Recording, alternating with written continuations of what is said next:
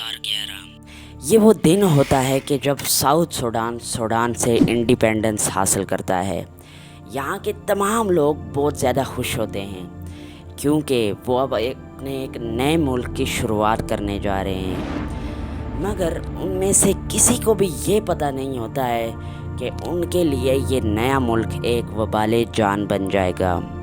اور آج 2024 میں جب پوری دنیا اتنی آگے نکل چکی ہے، یہ لوگ آج بھی غربت کی اس چکی میں پس رہے ہیں۔ مگر یہاں پہ سوال یہ ہے کہ سوڈان آخر اتنا پورسٹ کنٹری بن کیسے گیا اور اس کے پیچھے کیا کیا ریزن تھے۔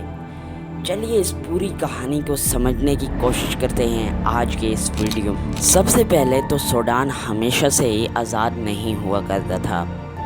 2011 میں اپنے انڈیپینڈنس سے پہلے اس نے دہائیوں تک خانہ جنگی کا سامنا کیا ہے۔ اس سول وار میں مینلی 3 چیزوں پر سب سے زیادہ جھگڑا ہوا کرتا تھا: آئل، پاور اور ریلیجن۔ اب یہ 3 چیزیں ہونے کی وجہ سے جب یہ آزاد ہوا تو لوگوں کو اس سے بہت زیادہ امیدیں وابستہ تھیں، کیونکہ ان کے پاس آئل تھا، پاور تھی اور امن کا ایک چانس بھی۔ مگر صرف 2 سال بعد 2013 میں ایک نئی جنگ کا آغاز ہوتا ہے۔ پریزیڈنٹ سلوا کیر اور نائب پریزیڈنٹ ریک میکر کے درمیان پاور کی جنگ چھڑ جاتی ہے اور یوں پورا ساؤتھ سوڈان ایک بار پھر سے خون ریزی کے عالم میں ڈوب جاتا ہے۔ کوئی ملک سالوں تک جنگ میں پھنسا رہے تو وہاں کی سڑکیں، اسکول اور اسپتال بالکل تباہ ہو جاتے ہیں، مگر ساؤتھ سوڈان میں تو سڑکیں ہیں ہی نہیں۔ اگر آپ کو کسی ایک شہر سے دوسرے شہر جانا ہے تو شاید آپ کو کوئی اچھی سڑک نہ ملے۔ اگر آپ بیمار ہو گئے تو شاید آپ کو ایک بھی اسپتال نہ ملے۔ اور جہاں تک رہی اسکول کی بات، تو زیادہ تر والدین اپنے بچوں کو اسکول نہیں بھیجتے، کیونکہ یا تو وہاں اسکول ہیں ہی نہیں اور یا ان کے والدین اپنے بچوں کو اسکول بھیجنے کے اخراجات برداشت نہیں کر سکتے۔ اب آپ سمجھ بھی سکتے ہیں جب کسی ملک میں بنیادی سہولیات ہی نہ ہوں تو وہ ملک ترقی کیسے کرے گا۔ یہی حال ہے آج ساؤتھ سوڈان۔ ساؤتھ سوڈان کا ایک اور افسوسناک پہلو ہے بھوک اور غذائی عدم تحفظ۔ جنگ اور موسمیاتی تبدیلیوں نے کسانوں کی کاشتکاری کو اور بھی زیادہ مشکل بنا دیا ہے، اور اسی طرح بہت سے کسان تو اپنی زمینوں کو چھوڑ کر ہی چلے گئے ہیں۔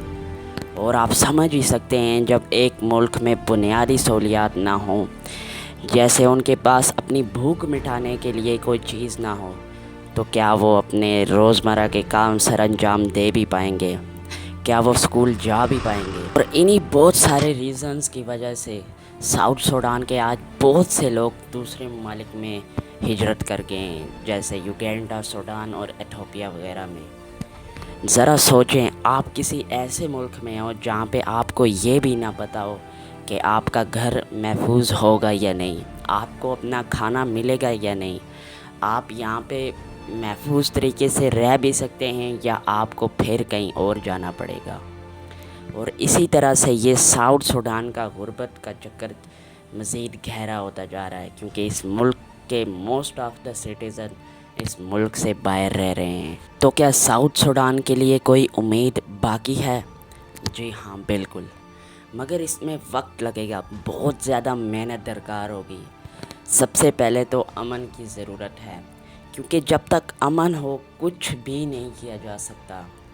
اسی لیے سب سے پہلے امن ہونا ضروری ہے، اور دنیا کے بہت سارے ممالک اور تنظیمیں ساؤتھ سوڈان کے لوگوں کی ہیلپ کر رہی ہیں تاکہ وہ ایک اچھی لائف جی سکیں، انہیں 3 ٹائم کا کھانا مل سکے اور ان کے بچے اسکول جا سکیں، اور شاید ایک دن وہ ترقی بھی کر سکیں۔ تو آخر ساؤتھ سوڈان دنیا کا نمبر 1 غریب ملک کیسے بن گیا؟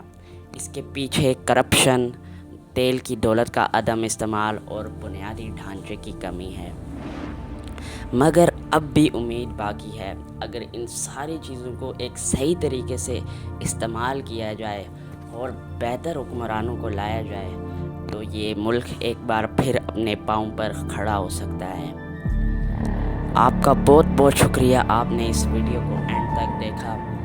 ملتے ہیں کسی نیکسٹ ایسے ہی ویڈیو میں، لیکن اس سے پہلے اگر آپ کو ویڈیو پسند آئی ہو تو پلیز کائنڈلی لائک کر دیجیے۔ تو ملتے ہیں ایسی ہی نیکسٹ ویڈیو میں، تب تک کے لیے اللہ حافظ۔